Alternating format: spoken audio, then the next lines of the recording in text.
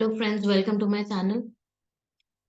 आज के वीडियो में हम लोग जीएसटी की जो एनुअल रिटर्न है उसके बारे में देखेंगे कि कैसे आप स्मूथली इस रिटर्न को फाइल कर सकते हैं, जिसमें हम वर्किंग भी इंक्लूड करेंगे और कहाँ कहाँ से क्या क्या इंफॉर्मेशन आप फेच कर सकते हो इजीली। तो सबसे पहले ये ऑनलाइन भी आप भर सकते हैं, ऑफलाइन भी भर सकते हैं। ऑफलाइन के लिए आपको ऑफलाइन टूल्स में GSTR 9 ऑफलाइन टूल्स में जाना है। इसको डाउनलोड करके आप ऑफलाइन GSTR 9 भी भर सकते हैं। एक है ऑनलाइन तरीका। ऑनलाइन आपको कहाँ मिलेगा? लॉगिन करने के बाद services, returns, then annual return, इसमें आप जाएंगे।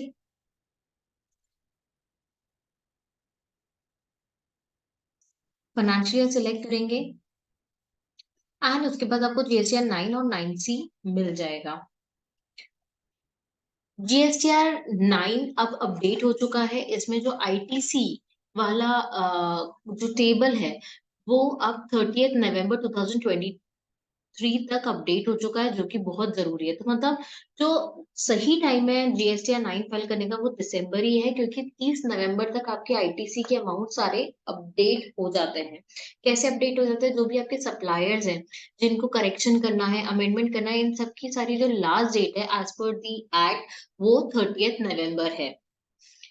तो जब आपका अब सब कुछ अपडेट हो चुका है एंड जब हमने अभी ऑडिट किया है, आपने ITR फाइल किया होगा इनकम टैक्स में, तो आपने GST का रिकंसिलेशन किया है होगा, क्योंकि उसमें जो GST आउटपुट लाइबिलिटी प्रोविजंस में दिखते हैं ड्यूटीज एंड टैक्सेस में, GST की लाइबिलिटी हो गई या ITC अगर आपका एक्सेस में है तो आप एसेट साइड इनपुट बताते हैं GST का, वो सब रिकंसाइल्ड होना चाहिए एज पर दी पोर्टल GST रिटर्न्स।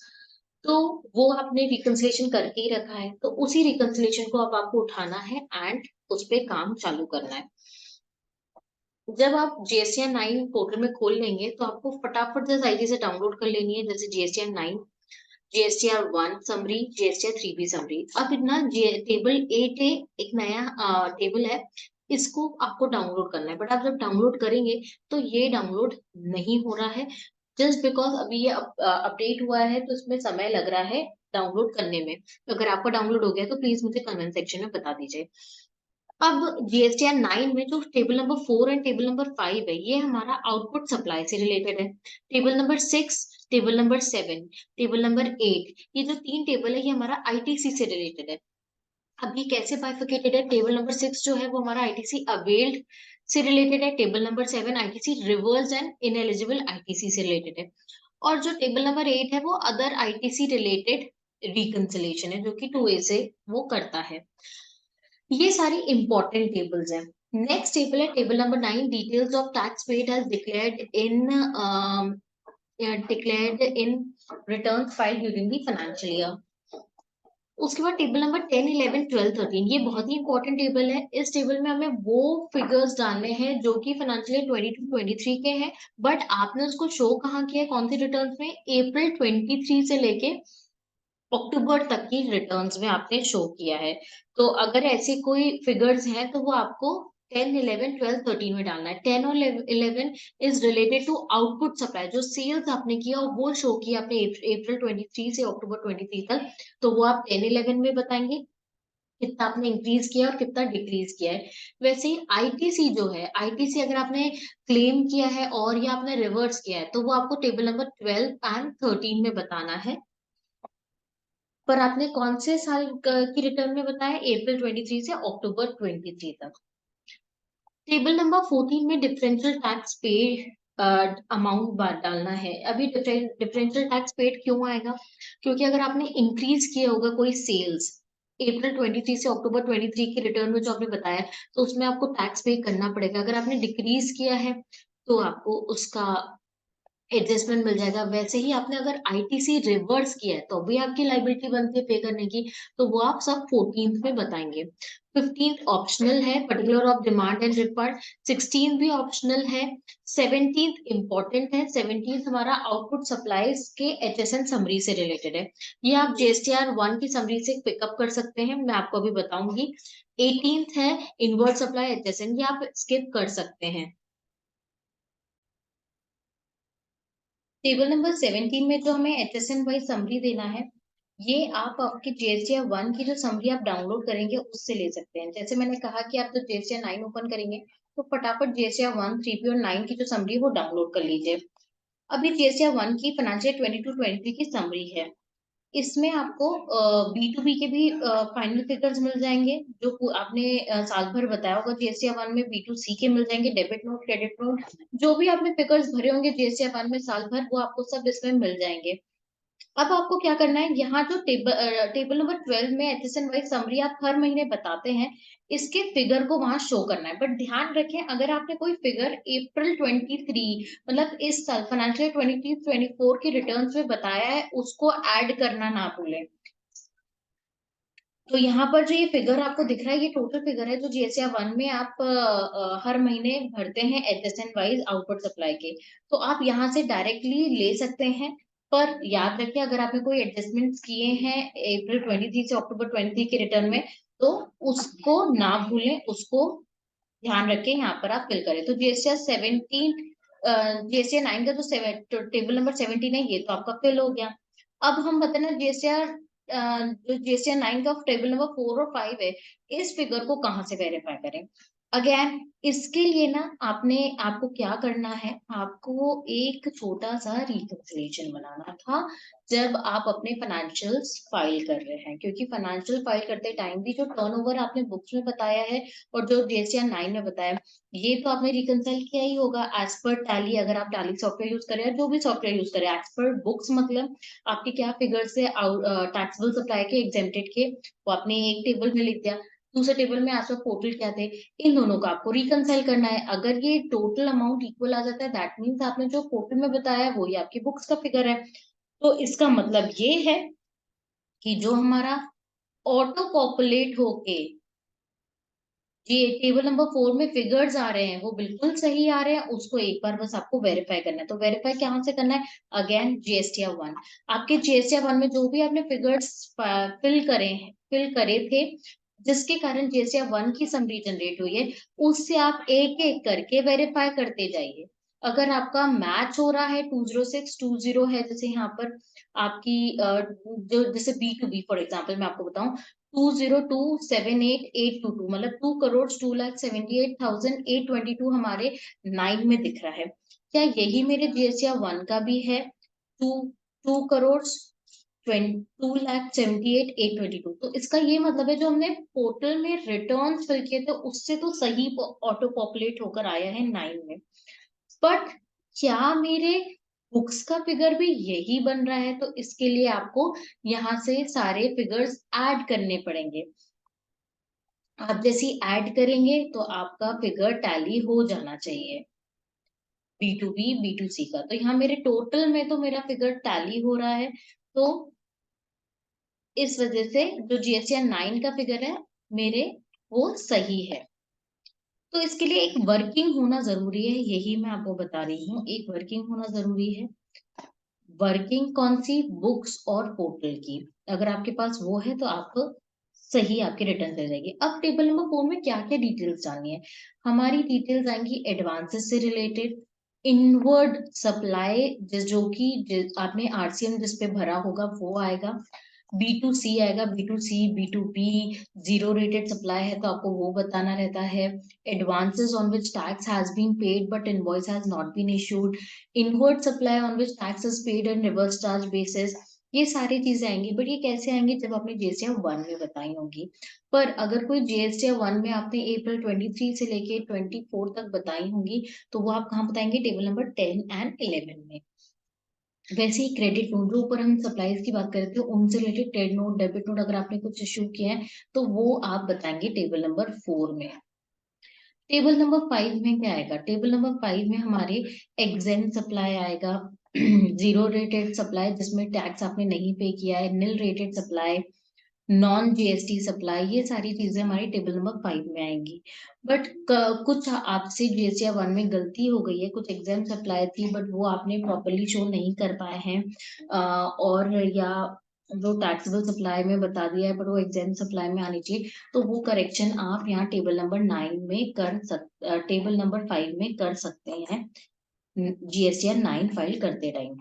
तो ये हमारी आउटपुट सप्लाई से रिलेटेड बात हो गई।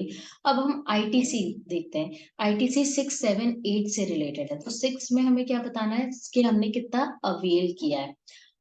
टेबल नंबर 6 में ऑलरेडी हमारे जो 3B में हमने फिगर्स पुट करी हैं वो ऑटो पॉपुलेट होकर आ गई हैं।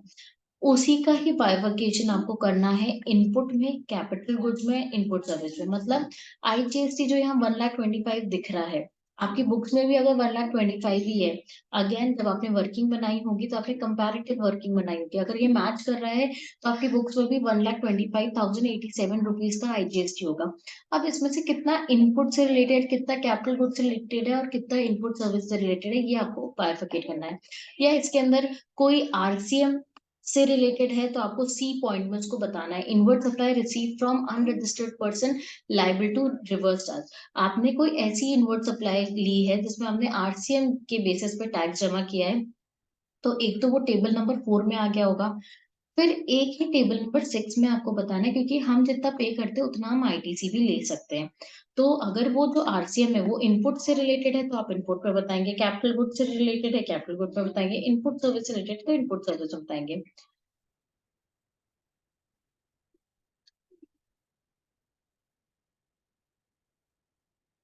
वैसे ही डी में invert supply receive from registered person है, कोई रजिस्टर्ड पर्सन से आपने सप्लाई लिया और उसमें आरसीएम भरा है, जैसे कि हमारे ट्रांसपोर्टर सर्विस, कोई ट्रांसपोर्टर रजिस्टर्ड है बट उसमें भी आरसीएम एप्लीकेबल है, वो कंडीशन सेटिस्फाई हो रही है तो आप डी पॉइंट में बताएंगे। अनरजिस्टर्ड पार्टी से अगर आपने आरसीएम लिया है तो सी में बताएंगे, दोनों में डिफरेंस यही है।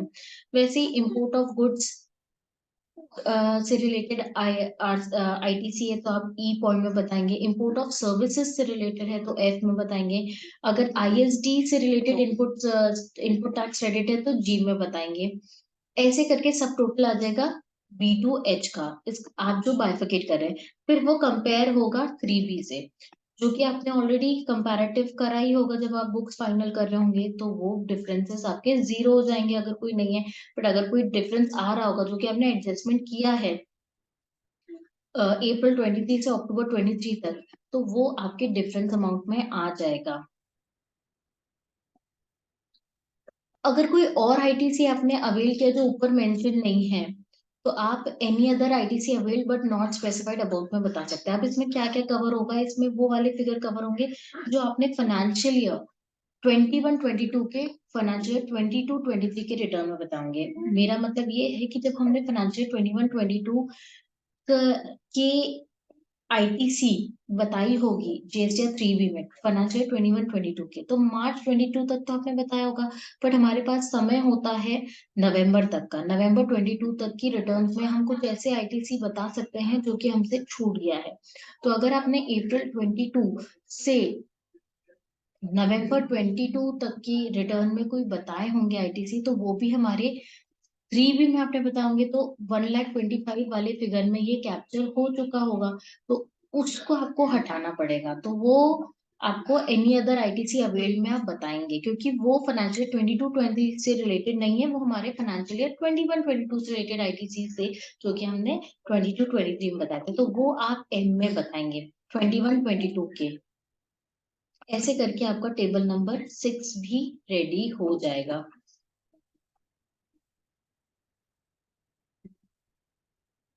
नेक्स्ट है टेबल नंबर 7, जो कि आईटीसी रिवर्स और इन एलिजिबल से रिलेटेड है।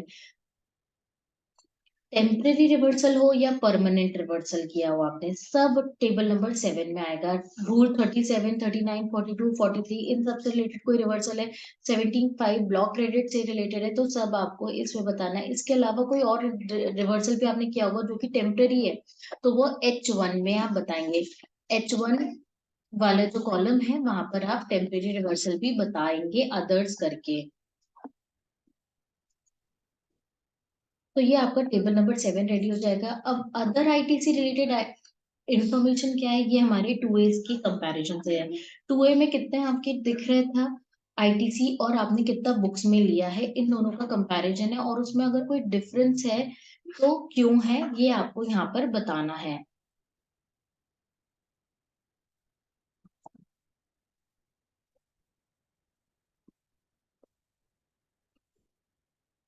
आपको कोई भी टेबल डिटेल में जानना हो तो आप मुझे कमेंट सेक्शन में बता सकते हैं। टेबल नंबर 8 भी अपनी हो गई है। अब टेबल नंबर 8, 7, 6, 5, 4 इनके बेसिस पे आपने कितना टैक्स पे करा है जो कि डिक्लेयर किया रिटर्न में, वो आपके टेबल नंबर 9 में ऑटो पॉपुलेट हो रहा है। इसमें आप ज्यादा कुछ तो कर नहीं पाओगे, क्योंकि यहाँ पर आपको सिर्फ टैक्स पेबल ही अ, आप मॉडिफाई कर सकते हो, और जो भी डिफरेंशियल अमाउंट आ रहा होगा उसको आपको DRC 03 के थ्रू पे करना पड़ेगा। देन आपका मोस्ट इम्पोर्टेंट टेबल जो है वो टेबल नंबर 10, 11, 12, 13 है। अब टेबल नंबर 10, 11, 12, 13 में क्या है, इस 10 और 11 में तो आपको जो आपने टर्नओवर डिक्लेयर किया है या रिड्यूस किया है वो आप 10 और 11 में बताएंगे। 10 में डिक्लेयर मतलब जब आपने इंक्रीज किया है तो 10 में आएगा, 11 में रिड्यूस कैप्चर होगा। तो जो भी आपके फाइनेंशियल ईयर 23-24 के रिटर्न्स में आपने बताए होंगे टर्नओवर, वो आप यहाँ पर शो करेंगे रिलेटेड टू सेल्स। मैं सेल्स इसलिए बोल रही हूँ क्योंकि जब हमारा ये टोटल टर्नओवर, यहाँ पर आप जब देख सकते हैं लास्ट में जो टोटल टर्नओवर का कैलकुलेशन है वो है 5N + 10 - 11। जब आप 5N मतलब टेबल नंबर 5 में जो फिगर्स बता रहे होंगे, टेबल नंबर 4 में फिगर्स बता रहे होंगे, वो सिर्फ 22-23 के रिटर्न्स में जो आपने बताए हैं वो ही आप बताएंगे बस। इसके अलावा और नहीं आप बताएंगे, क्योंकि इसके अलावा 10 और 11 में ही जब हम टेबल नंबर 4-5 में बताएंगे फिगर्स, वो सिर्फ और सिर्फ फाइनेंशियल 22-23 की जो रिटर्न्स में आपने फिगर बताया वो बताएंगे। और जो भी एडजस्टमेंट आपने 23-24 की रिटर्न्स में किया है वो आप 10 और 11 में बताएंगे, तो आपका जो यहाँ पर टोटल टर्नओवर है वो ऑटोमेटिकली सही कैलकुलेट हो जाएगा आपकी बुक्स के हिसाब से। बट आईटीसी के केस में ऐसा नहीं है। जब हम टेबल नंबर 6 की बात कर रहे थे, 7 की बात कर रहे थे, वो आपके फाइनेंशियल ईयर 22-23 में जो बुक्स में आया है वो ही आप बताएंगे। आप यहाँ पर सिर्फ इंफॉर्मेशन पर्पज के लिए बताएं, क्योंकि कहीं पे भी आईटीसी का टोटल नहीं हो रहा है, कि अभी तक करेक्शन नहीं है, सिर्फ टोटल टर्नओवर का करेक्शन है। कहीं पे भी आप 12 और 13 का टेबल का एडिशन कहीं नहीं आप देखेंगे। तो टेबल नंबर हमारा 4, 5 और 6 है, उसमें आपको 4, 5 नहीं, टेबल नंबर 6, 7, 8 है, उसमें सिर्फ आप फाइनेंशियल 22-23 के बुक्स में जो फिगर है वो आप बताएंगे। यहाँ सिर्फ इंफॉर्मेशन पर्पज के लिए आईटीसी का अमाउंट बताएंगे, कितना अभी और कितना आपने रिड्यूस किया है। तो ये हमारे टेबल नंबर 10, 11, 12 हो गए हैं। एंड 14 यहाँ पर डिफरेंशियल ऑटोमेटिकली कैलकुलेट हो जाएगा, और उस पर आपने कितना टैक्स आप एक्स्ट्रा पे करे हो ये आपको शो करना पड़ेगा अकॉर्डिंगली 10 और 11 में जो आपने अमाउंट बताए हैं। फिर 15 और 16 ऑप्शनल है, 17 में आपको बता चुकी हूँ, 18 भी ऑप्शनल है। तो आप ऐसे करके जब कंप्यूट लाइबिलिटी करेंगे तो लेट फीस पेबल और पेड कैलकुलेट हो जाएगी अगर कोई बन रही होगी। एंड लास्ट में आपको प्रोसीड टू फाइल करना है, और ऐसे आप GSTN 9 एनुअल रिटर्न आराम से फाइल कर लेंगे। अब मैं आपको इसके अलावा कोई और डाउट है तो आप कमेंट सेक्शन में बता सकते हैं।